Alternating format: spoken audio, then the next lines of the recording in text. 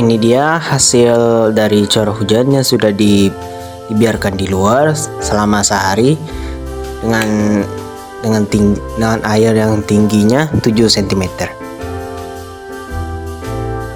Dan ini adalah hasil yang sudah dinyublahkan dari gambar pertama tadi yang ukurannya 7 cm digabungkan dengan rumus curah hujan, dan hasilnya yaitu 23,1 mm.